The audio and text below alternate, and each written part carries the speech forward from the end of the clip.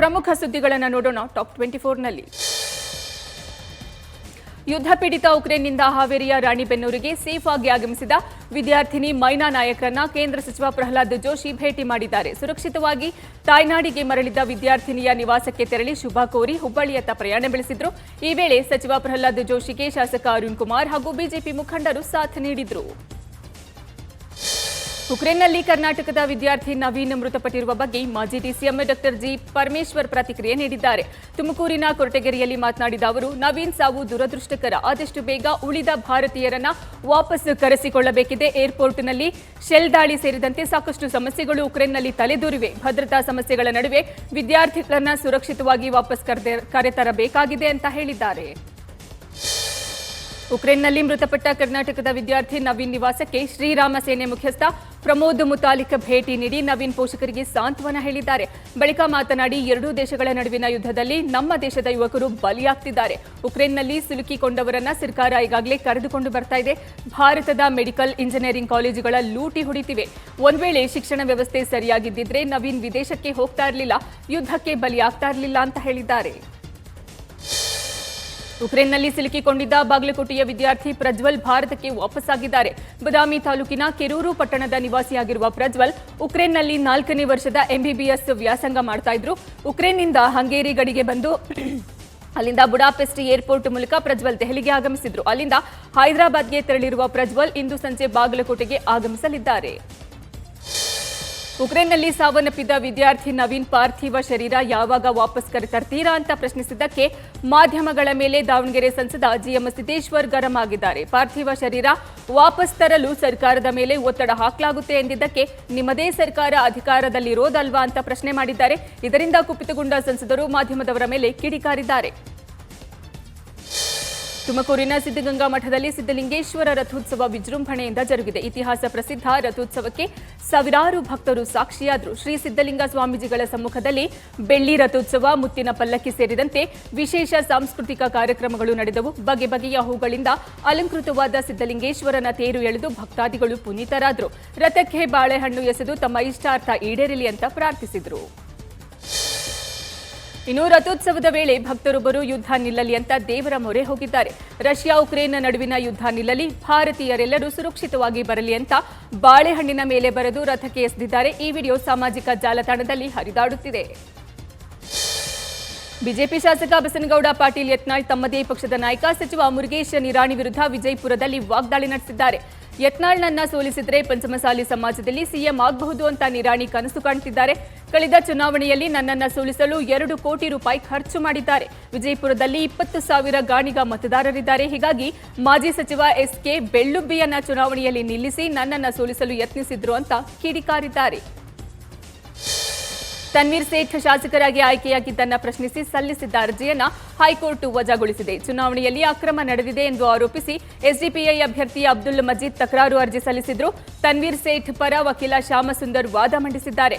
ವಿಚಾರಣೆ ನಡೆಸಿದ್ದ ನ್ಯಾಯಮೂರ್ತಿ ಹರೀಶ್ ಕುಮಾರ್ ಅರ್ಜಿಯನ್ನು ವಜಾಗೊಳಿಸಿ ಆದೇಶ ಹೊರಡಿಸಿದ್ದಾರೆ.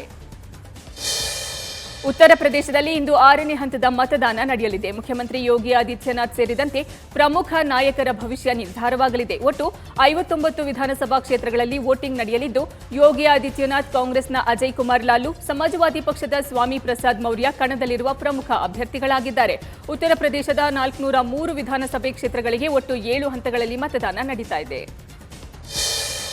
ಚುನಾವಣಾ ಪ್ರಚಾರದ ವೇಳೆ ಬಿಜೆಪಿ ಕಾರ್ಯಕರ್ತರು ತಮ್ಮ ಬೆಂಬಲಿಗರ ಮೇಲೆ ದಾಳಿ ನಡೆಸಿದ್ದಾರೆ ಅಂತ ಉತ್ತರ ಪ್ರದೇಶದ ಮಾಜಿ ಸಚಿವ ಸ್ವಾಮಿ ಪ್ರಸಾದ್ ಮೌರ್ಯ ಆರೋಪಿಸಿದ್ದಾರೆ. ಈ ದಾಳಿಯನ್ನು ಖಂಡಿಸಿರುವ ಎಸ್ಪಿ ನಾಯಕ ಅಖಿಲೇಶ್ ಯಾದವ್ ಉಳಿದಿರುವ 2 ಹಂತಗಳ ಮತದಾನದಲ್ಲಿ ಬಿಜೆಪಿಗೆ 1 ಸ್ಥಾನ ಸಿಗದಂತೆ ಮಾಡುವುದಾಗಿ ಪ್ರತಿಜ್ಞೆ ಮಾಡಿದ್ದಾರೆ.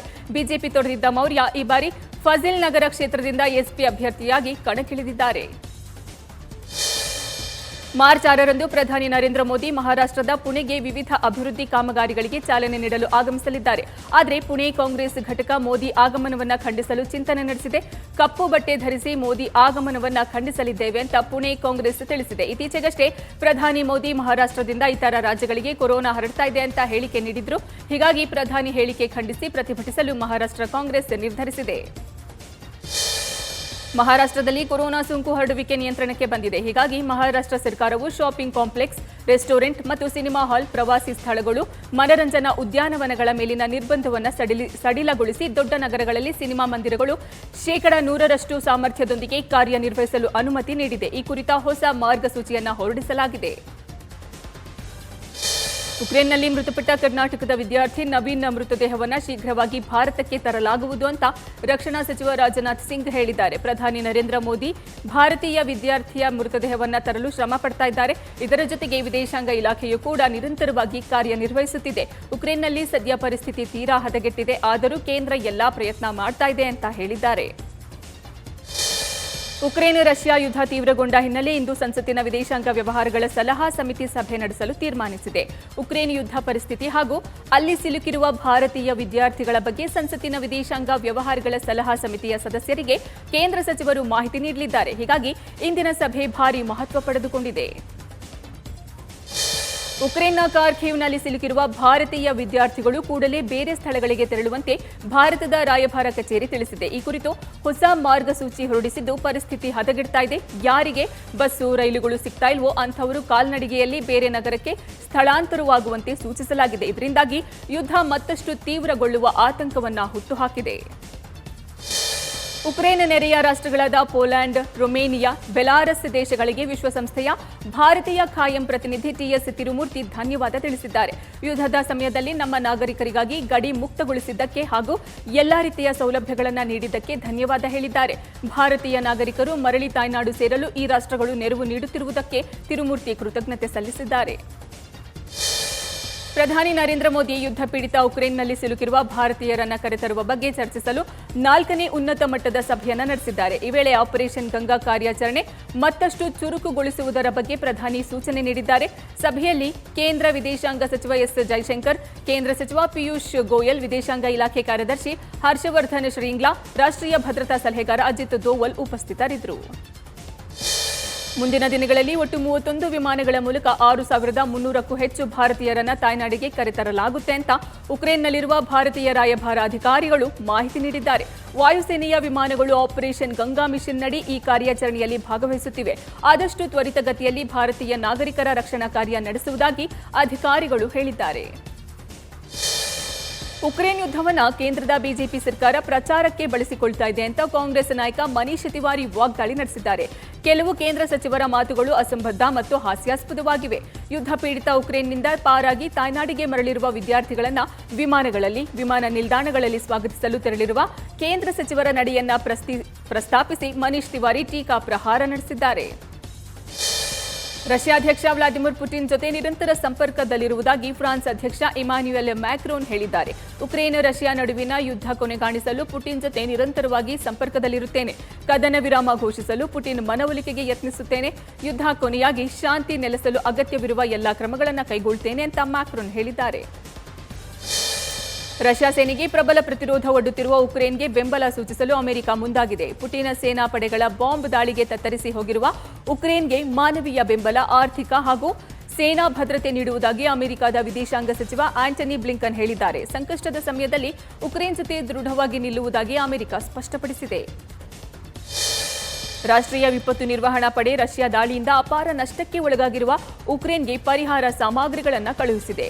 ಎನ್ಡಿಆರ್ಎಫ್ ಉಕ್ರೇನ್ ಜನರಿಗೆ ಹೊದಿಕೆಗಳು, ಚಾಪೆಗಳು ಮತ್ತು ಸೋಲಾರ್ ಸ್ಟಡಿ ಲ್ಯಾಂಪ್ಗಳು ಸೇರಿದಂತೆ ಅನೇಕ ಪರಿಹಾರ ಸಾಮಗ್ರಿಗಳನ್ನು ಒದಗಿಸಿದೆ. ಭಾರತೀಯರನ್ನು ಕರೆತರಲು ರೊಮೇನಿಯಾಗೆ ತೆರಳಿರುವ ವಾಯುಪಡೆಯ ಮೂಲಕ ಇವೆಲ್ಲವನ್ನ ಕಳುಹಿಸಲಾಗಿದೆ ಅಂತ ಗೃಹ ಸಚಿವಾಲಯದ ಮೂಲಗಳು ತಿಳಿಸಿವೆ. ಶ್ರೀಲಂಕಾ ವಿರುದ್ಧ ಶುಕ್ರವಾರದಿಂದ ಆರಂಭವಾಗಲಿರುವ ಮೊದಲ ಟೆಸ್ಟ್ ಪಂದ್ಯ ಭಾರತ ತಂಡದ ಮಾಜಿ ನಾಯಕ ವಿರಾಟ್ ಕೊಹ್ಲಿಗೆ 100ನೇ ಟೆಸ್ಟ್ ಪಂದ್ಯವಾಗಲಿದೆ. ಈ ವಿಶೇಷ ಮೈಲುಗಲ್ಲನ್ನು ಸ್ಥಾಪಿಸಲಿರುವ ವಿರಾಟ್ಗೆ ದಿಗ್ಗಜರಾದ ಸೌರವ್ ಗಂಗೂಲಿ, ರಾಹುಲ್ ದ್ರಾವಿಡ್, ಸಚಿನ್ ತೆಂಡೂಲ್ಕರ್ ಶುಭ ಕೋರಿದ್ದಾರೆ. ವಿಶ್ವದ ಶ್ರೇಷ್ಠ ಕ್ರಿಕೆಟಿಗನಾಗಿ ಗುರುತಿಸಿಕೊಂಡಿರುವ ಕೊಹ್ಲಿ ಭಾರತ ತಂಡದ ಪರ 100ನೇ ಟೆಸ್ಟ್ ಪಂದ್ಯವನ್ನಾಡುತ್ತಿರುವ 12ನೇ ಕ್ರಿಕೆಟಿಗನಾಗಿದ್ದಾರೆ. ನ್ಯೂಸ್ ಫಸ್ಟ್ ಪ್ರತಿಕ್ಷಣ ನಿಮ್ಮೊಂದಿಗೆ.